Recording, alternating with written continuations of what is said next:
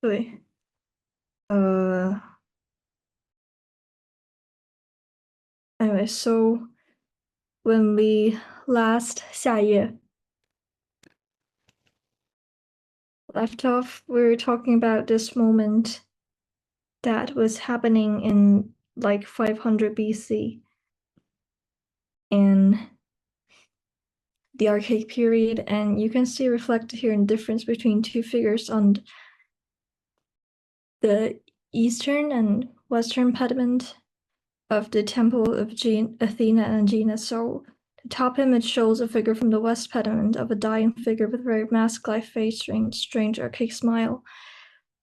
And this is supposed to lead a dying soldier, but it does not convey the kind of suffering or the pain of death, the weight of the body. And just maybe 10 or 20 years later, we have this figure that's much more accurate anatomy that has the real sense of weight and the real sense of weight of emotion and the sense of figure dying. So it is clear that we're moving in a direction that's toward naturalism and towards something even bigger than naturalism. 下一页. And that's when we come to this statue, which winds up being one of the most famous early classical and possibly the first classical statue recreated. So this is the Critios boy, and named after the artist Critios, although no one can be certain that Critios was the artist who actually created this. We actually don't know the context of the statue, and it was discovered on Athenian Acropolis in 1866, but due to its style, it's clear it's being created right at the same time period, somewhere around 490, 480 BCE, and you can see something's different. First of all, the archaic smile on the face is gone, and there's a high degree of naturalism in the anatomy of the body. It's much more accurate, and the biggest difference is the arrival of this thing we call contrapposto or weight shift. The sculpture represents possibly the highest extent of the archaic art. We have a figure, we have growing naturalism. It's slightly larger in life size. It's in the subtleties that make them so different. Some of them is just rigid and stiff, but this statue is fluid and organic, and the hair is individually styled. So instead of highly patterned, the eyes are seemingly to be looking something around, etc. 下一页. So how to explain what's going on here and between the style of sculptures changing? And so before this period, on the right, the pose is completely artificial. It is completely reduces the human figure to a collection of parts. Yeah, everything's connected. It's supposed to be the shoulder bone is connected to the other part of the body, and arms are connected, etc. It tells you how rigid and how lifeless this figure really is. So now if you're standing, pay close attention to what the body does when related, you should notice something change. So people went from that rigid posture to the other.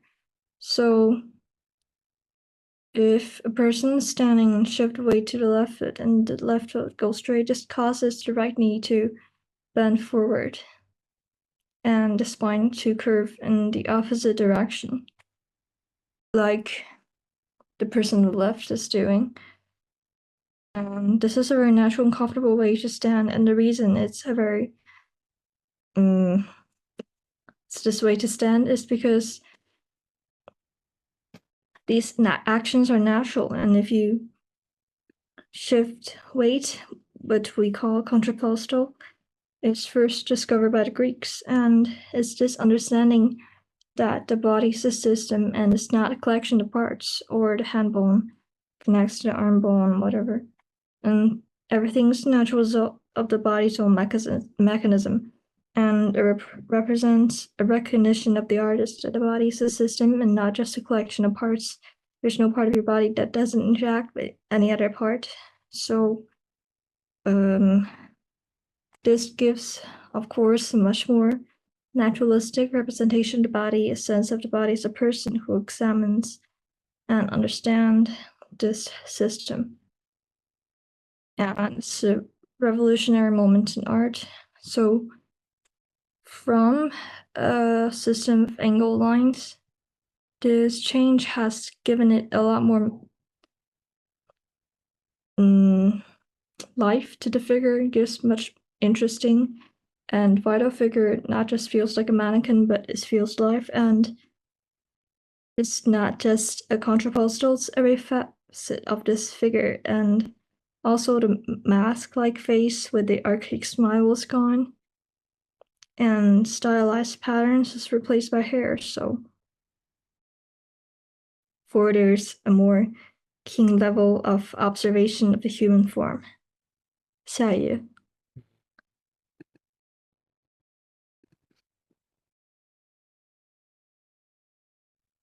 So we can see this shift start to happen in the pedamental sculpture of the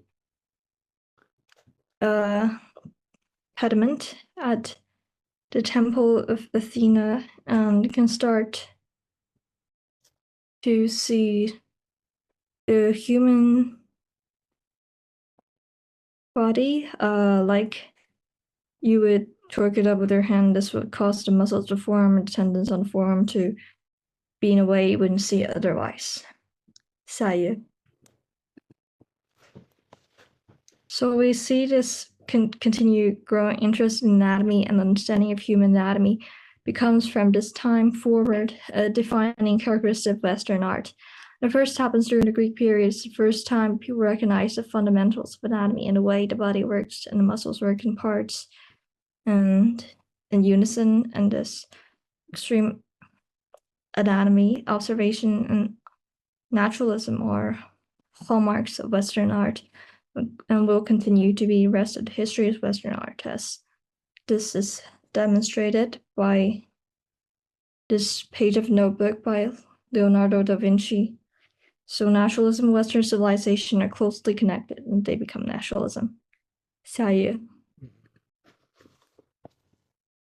Naturalism is one of the identifying characteristics of Western art, and ancient Greece is the first culture in history to develop this level of uncompromising, rational, and idealistic naturalism. But idealistic naturalism, we mean they always exemplify the bodies of young, fit, athletic individuals. It's not just the body itself. They're fascinated with those people. So if you have body image issues, blame the Greeks because they're the one put an emphasis on it. So this uncompromising, this extraordinarily rational and idealistic naturalism, what we call classicism. Classicism is the development of the 5th century BCE, and it happens here in the 5th century in Greece, nowhere else. And classicism becomes probably the defining characteristics of Western art, or at least it did for most of its history. Even Middle Ages, when they change away from classicism, they change in opposition to classicism, and then they attempt to recover it. So even in the Middle Ages, classicism is a thing that art's being defined against, and clearly since the Renaissance, the way all up to the 19th century, it's not until the modern period that it ceases to be the major defining characteristic of Western art. So maybe diversity and identity are the defining characteristics of Western art today, but for most of its history, either in opposition to classicism or emulation of classicism, it's going to be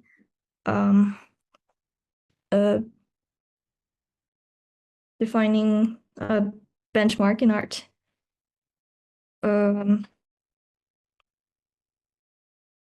So actually, it is not something unique to us. And here's the head of rulers that comes from Nigeria city, and this was made in 14th century CE. So this is this is comparable to the time of the Greek Gothic cathedrals in Europe, and yet no one in Europe was making anything this naturalistic of human form. And these terracotta houses were very powerful rulers at the time, and when they were discovered, no one believed Africans were capable of this level of uncompromising naturalism, largely because people were racist. It's just the fact they were racist. They didn't think they could realize that people come to make these products of Africans, and this does not last very long in Nigerian culture. So later on, it goes to more abstract and spiritual, conceptual kind of art. But that too is a little bit dated in its assessment. So naturalism is something that all cultures stumble into from the very beginning. When we look at, say, prehistoric art, there's a high degree of naturalism, and there's the same thing in Asia and Africa, and the same thing in Latin America and pre-Columbian cultures, and all they stumble into naturalism eventually.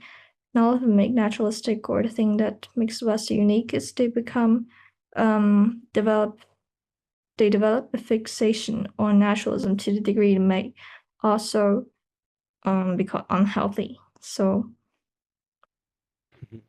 basically, it represents kind of revolution art and all other periods of Western art, even all other periods of art around the world. And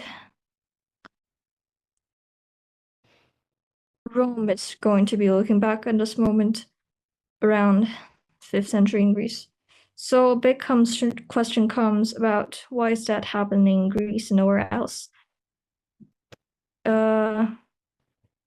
I've just talked about how even Africa and West Africa and Nigeria people stumble into this, but when they stumble with naturalism and they obviously like and enjoy it, doesn't become the defining characteristic. So why Greece and why their culture decided is what they're going to define themselves around, and is just as importantly, it's not only white Greece, but white Greece at this particular time, like 5th century BCE, and this happened. So 下一页了。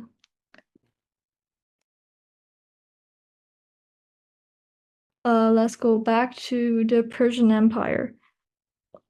The Persian Empire is the first great superstate. It was also the first great pluralistic superstate, and it was ruled from Persepolis, but covered up an area. They went all the way from India to the Aegean Sea. 点一下。点一下，下一页吗？还是？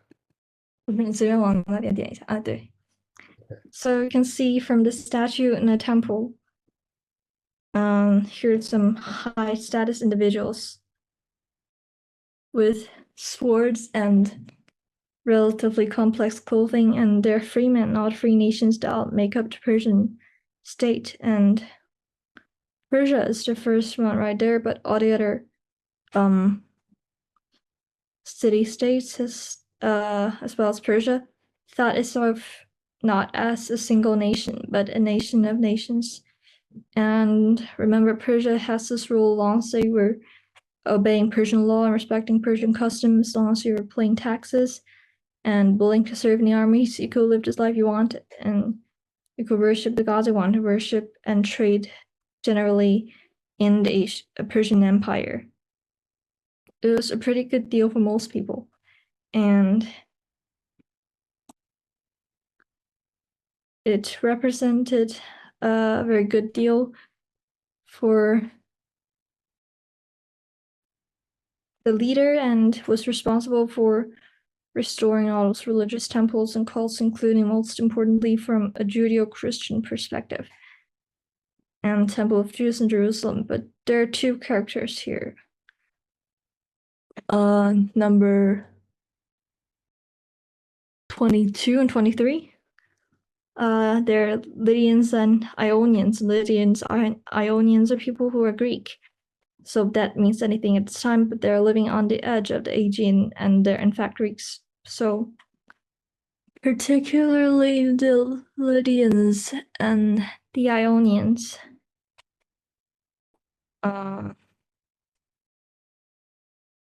Anyways, like they're defined by the sea and it's not defined by lands. Their countries are divided by water. And they're in a territory that was Persian. So again, the Persian Empire is a very pluralistic society, and there are nations, so many different ethnicities of many different groups, and they want what every empire wants. They want a prosperous empire, an empire that actually has money and power. I mean, definitely they would want military control as well, but they wanted Persian in general to be a prosperous empire. So yeah. So if you got territories particularly for on the edge of the empire that are empty and not prosperous, that's not really a great deal, which would prefer the people settle in those religions, and the settlers would grow food and trade, make goods, and provide services and pay taxes on those because that's good for the empire. So if you're a part of the empire that is just on the edge here and you're going to settle those territories and not getting Persians to go out, the Persians come in and they granted Persian citizenship to the Greeks who were living in Ionian and Dorian of the Persian Empire. They said all you have to do is accept Persian law, respect Persian custom, papers, and taxes, and agree to serve in our military and we'll protect you. And we'll give you all the same rights and you'll benefit from this enormous trade from the incredible empire. And it was seemed like a great deal. And so they agreed to it. And this is very important to Greeks living in this territory actually agreed to the bargain, but not very long started making trouble and revolted and wanted to be independent. So, well, if you're the empire like this, Xerxes recognize that you cannot allow this thing, recognize that we can't let the Greeks go and have a province of your country in revolt.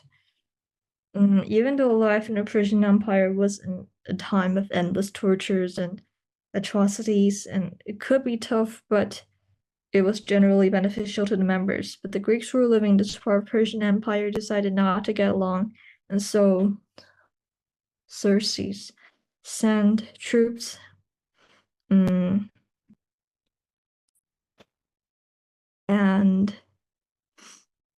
basically put down the revolt, and that's where things get complicated because people living in this part of the agency and shout out on being oppressed, and that got Greece involved. So yeah.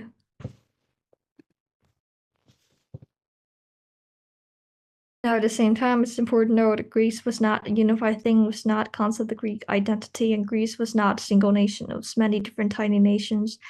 And during independent city-states, they ruled basically the city and just what was around them. There were kings in tribal areas. Very importantly, all of them hated everybody else. So there were alliances, but also betrayals. And also there were times where they fought wars against each other over trade and territory and everything else. So this was not a unified group of people. They weren't even unified in their own values and technically spoke the same language, worshipped many of the same gods. And Athenians, they invented the term democracy. And you will all gather together in the building, and every free citizen, every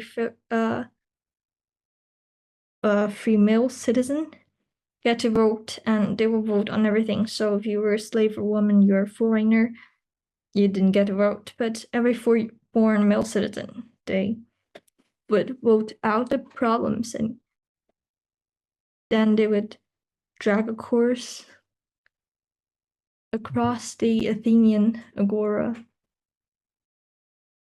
And so They will vote for people elections, and people elected won't last for a longer year and maybe for a matter of day or two, and they will vote on everything for who's going to inspect the sewers and to the one who's going to be constable in the street, and everything was voted. And in fact, was such a problem, they actually invented little machines to help them pick juries. And this machine on the right is the cleritorian, had little tabs that were stuck in those slots, and they would draw them out. And if a white one dropped, person would get off, but if a black one dropped, the person would get elected on that day for whatever service or whatever jury needed to be outfitted. And so they have to make it compulsory that have all kinds of systems that actually cast their votes, and sometimes broken pottery is in a lot of paper in Asian world. And if you want to write a quick note, you would do it on a piece of broken pottery, and they would elect someone to kind of be a ruler for a short time, but eventually sometimes people would get too powerful. And they had this system where everybody could vote, and who do you want banished from political life? And they would write out also the shards, and which named in Ostraka, and people can leave city according to citizen democracy. And well, Athenian democracy did not run terribly, but well, it prevents a lot of power to certain individuals. 下一页.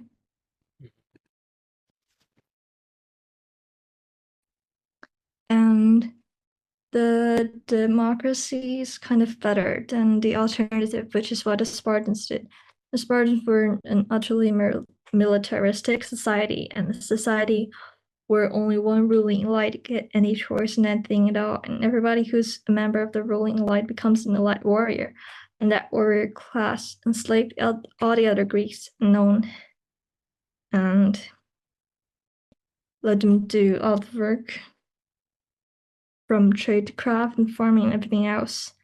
And it was a militaristic kind of fascist state, and they would naturally inspect children at birth for any defects, and if they have any defect, no, I'll kill them, and there's the body skeletons in the mountains when they're very young, 8 years old, and they'll be sent to warrior schools. And running society, people who run society would watch you fight your entire day. So it was not a very good place to be in. 下一页. So now the Greeks are suddenly confronted with the largest superpower that had ever existed at the time of the state, and that could easily command an army of hundreds of thousands. And some city-states decided to surrender and give their place to Spartans. And what actually happens was more Greek city-states decided, no, we're not going to ally with Persia and just fight this. This would be like a small developing nation trying to take on the United States today and winning. So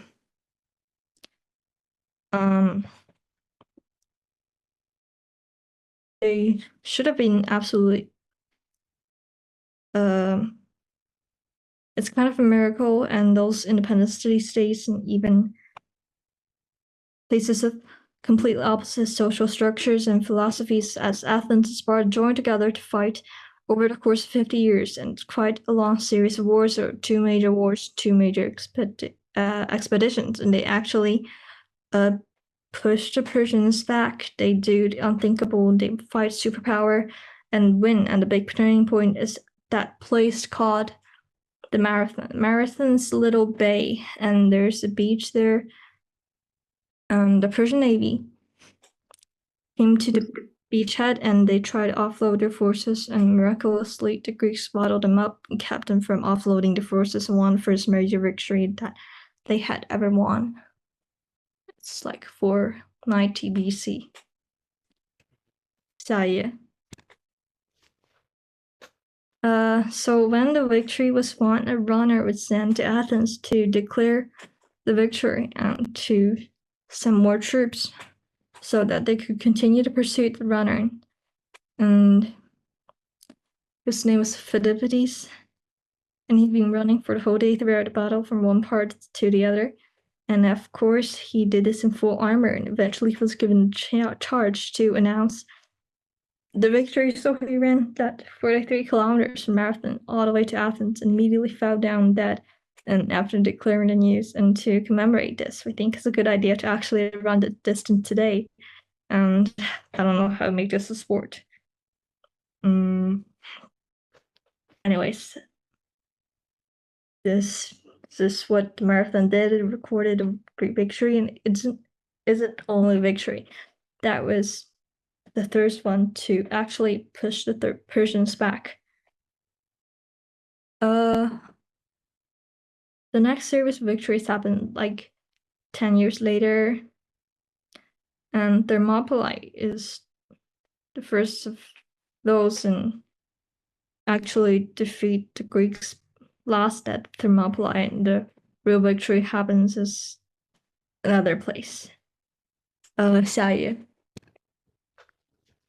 So going to the Battle of Thermopylae, the Battle of Thermopylae is the king that he takes 300 Spartan foot, and actually some other people, around 7,000 total, and they recognized that even with that he was outnumbered more than 10 to 1, but there's a narrow pass, and the pass was between two rocky mountains, and that's why it was called Thermopylae. It was literally the gates of fire. So these two rocky sections that made a gate along the coast, and he realized he could battle the Persian camp at that location. So with just 7,000 men, they held up a force of maybe just like 100 to 200,000 Persians. A very considerable time. Eventually, they were portrayed, as it happened to be in literature, and they make guy who betrays them a affiliate. It's what they make them to be a hunchback or whatever. There's no evidence. And yeah, anyways, with the Battle of Marathon, the Battle of Thermopylae, and the Battle of Salamis, three most important battles as well unite the Greeks and unite them into an alliance called the Athenian League, and then eventually it becomes the Athenian Empire. The Sparta-Peloponnesian Wars between the Athens and Sparta. But it is during this time period right here in the midst of this existential conflict with the largest power in the world, and that shift in art happens, and this is not very accidental. 下一页.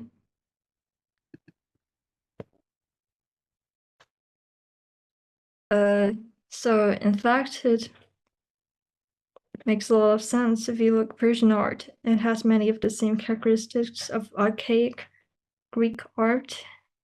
So we have tightly patterned hair and faces stiff and stiff human anatomy. 下一页.